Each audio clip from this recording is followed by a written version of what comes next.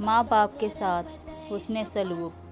حضرت شیخ الحدیث علامہ عبد المصطفیٰ اعظمی مجددی رحمۃ اللہ تعالی علیہ فرماتے ہیں، اگر ماں باپ اپنی ضرورت سے اولاد کے مال و سامان میں سے کوئی چیز لے لیں تو خبردار خبردار، ہرگز ہرگز برا نہ مانیں، نہ اظہار ناراضگی کریں، بلکہ یہ سمجھیں کہ میں اور میرا مال سب ماں باپ کا ہی ہے۔